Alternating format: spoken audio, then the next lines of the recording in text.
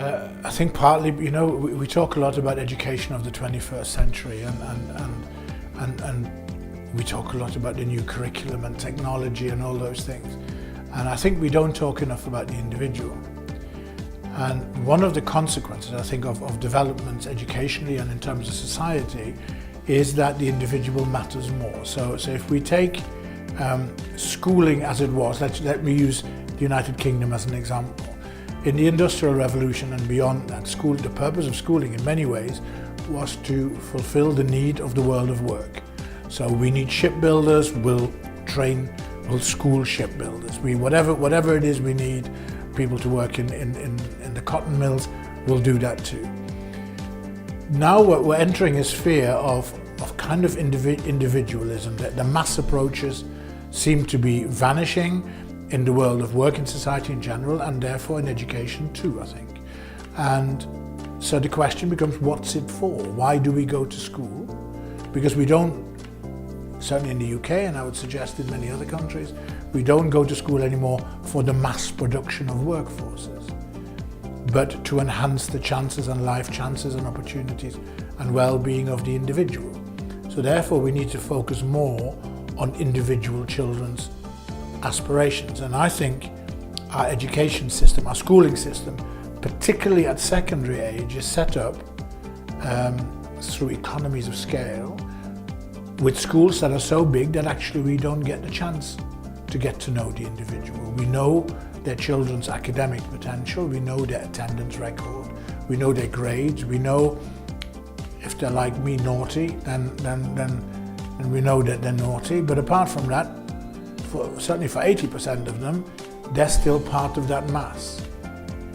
And so therefore to create a focus on the individual child, their aptitudes, their skills, their interests, their dreams, their aspirations, is incredibly important. And then combined with that, you have that thing that every child lives in its own contextual bubble. So if I'm a girl, then I'm expected to behave in certain ways. If I'm black or white, I'm expected to behave differently. If I come from a socioeconomically deprived background, then certain things don't seem to be accessible to me.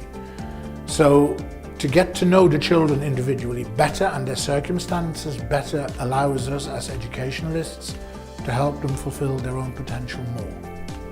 That's it, I think. So it's about that really. And I think the other thing is increasingly we need to think about, and I said this at the conference, we need to stop asking children about what they want to be. We need to focus on who they want to be. This is an interesting thing as well, which exercises my mind a lot. Technology, as you and I know, technology is kind of speedily developed, and everybody has told you and I for years that our lives would get easier because of all the technology. Right? And even we might even at some point work 4 days a week. Pepper, it doesn't feel like it, right? Because what technology does to me is that emails arrive at 1 o'clock in the morning or whatever.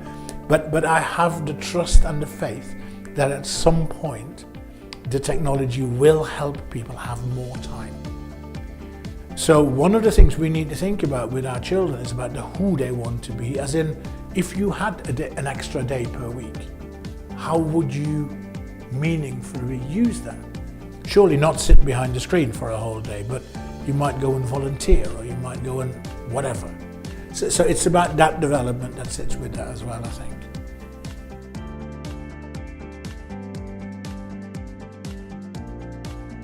Well, I think, KidZania is an interesting example to almost as a research garden, yeah? Because essentially what it is, as you know, here in Mexico, it's a city for children where children can learn about the world of work. And from aeroplanes to operating theatres to television studios and theatres and sports grounds and couriers and supermarkets, you name it. And each KidZania has about 60 jobs. YouTubers in Sao Paulo, right? And the kids can choose when they come in, and they get KidZanian money, and they can spend, and they can earn, and they can get interest in a bank account. So it's like a live economy in a live city. And typically a child's engagement is about 4 hours. The age range is 4 to 14. And most importantly, when the children come inside, the adults, the accompanying adults, be they teachers or parents, are there to be seen and not heard, i.e. they can't interfere. So this playground is the children's, and this world is the children's. And then to observe them, we can learn lots of lessons, and we get to know the kids better, and we pass that information through our analysis with Monterrey.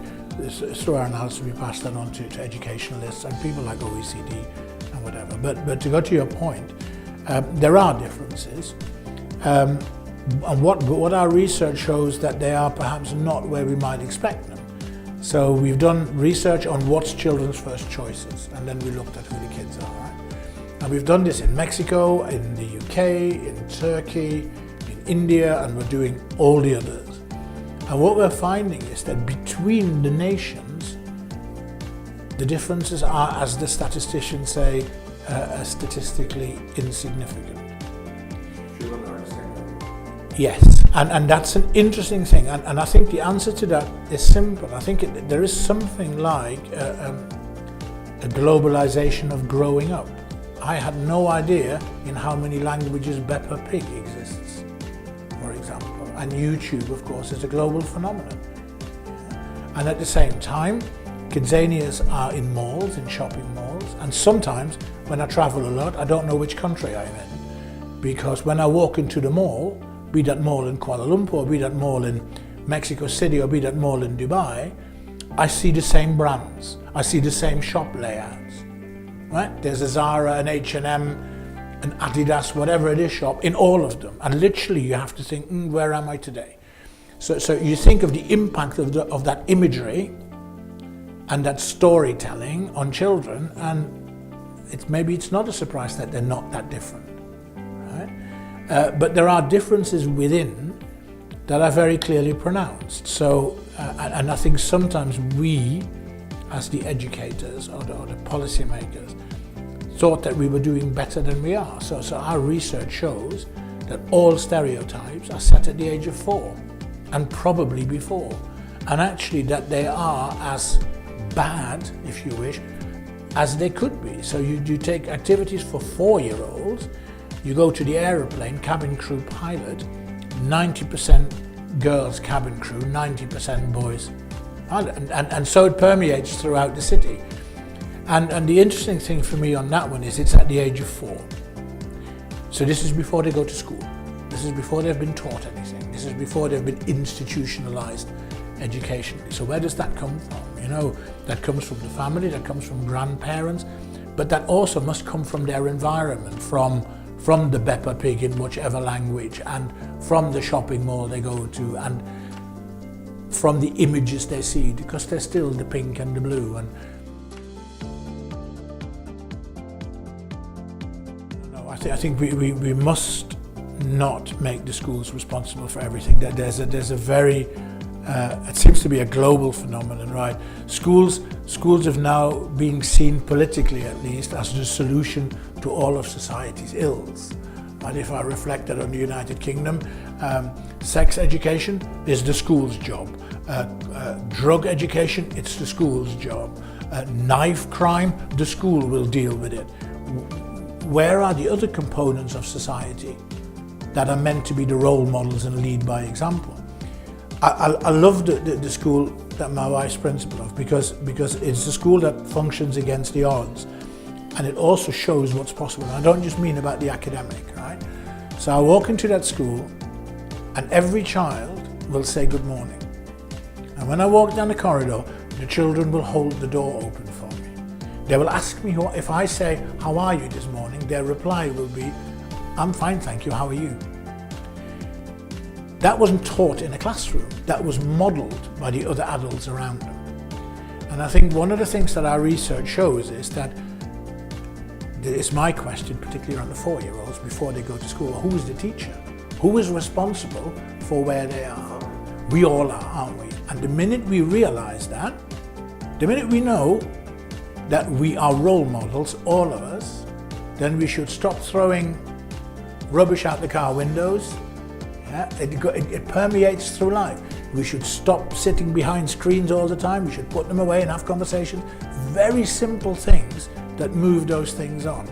It isn't all about teaching, and it is about the awareness. If you, and I'm absolutely certain that at a university of your standing, if Tecno Monterrey knows that it has a number of students who originate from socially deprived backgrounds, you know who they are, you can easily put them in touch with other students who will look after them and put together a mentoring program, because it's what you do well. If we teach to the masses, going back to the early point, then we don't know our individual people and we can't do anything about it.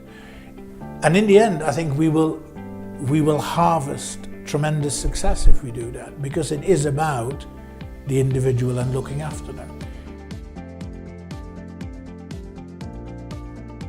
So I see a lot about scholarships, and we were talking about it the other night, weren't we? So what particularly independent schools, private schools do is they give a scholarship. And what that means is they will pay the fee, or they will waive the fee for the schooling. Right? But put yourself in the child's shoes. They still need a uniform in many schools. They still can't afford to go on all the trips. They still can't quite be like all the others. So my suggestion, yes? So my suggestion to a number of independent schools has been, give fewer scholarships, but give better ones. Yeah, so that the child doesn't feel, I can't go skiing, or I can't go to the theatre, or I can't go this or that. If you give one, do it for the whole child rather than just the academic credit. Full experience. Yes. With others that are different. Otherwise, they will always feel. Otherwise, what you're buying them is a ticket to feeling inferior. And I don't think that's very fair. And I think fairness is a really important word in education and in schooling.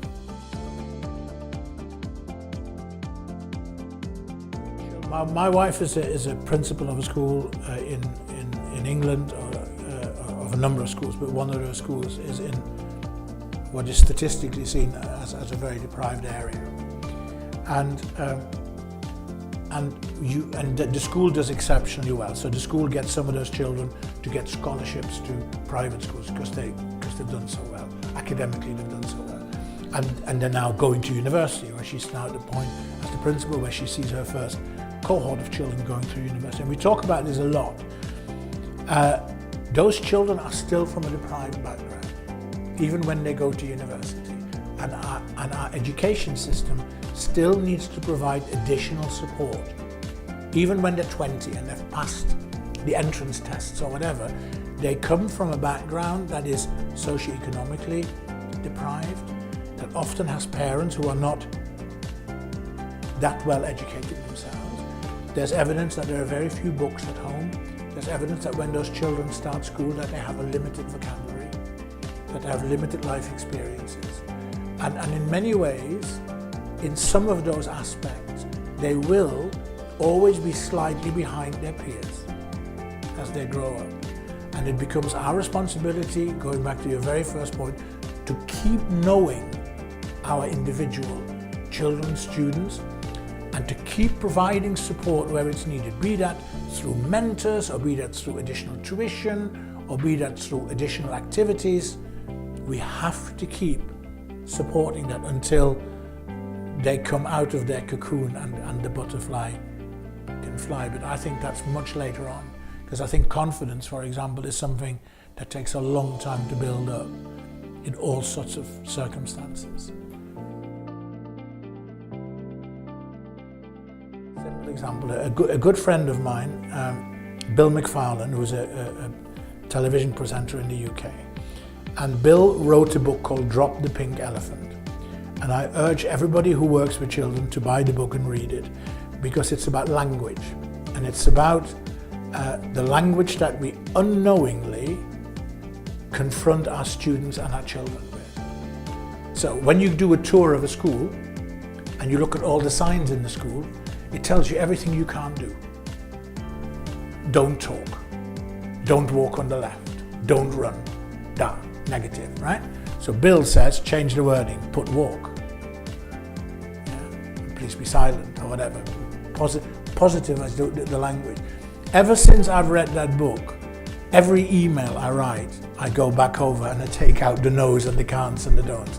And in a sense, that is your reflection. And no, we will never get it right. But the fact that you might have dinner over the weekend and you talk to your friends about it, it's about empowerment. It's about us also, schools, turning to parents and saying, you're part of this.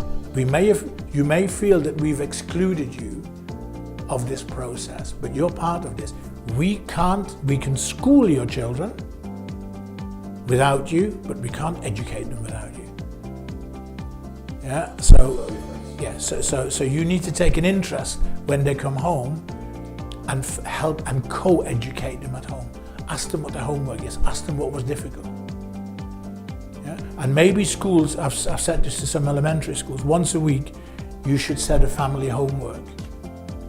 Yeah? And the homework can only be completed if the whole family takes part. That might just be watching a David Attenborough program for half an hour or whatever, right? On plastics and the harm that does.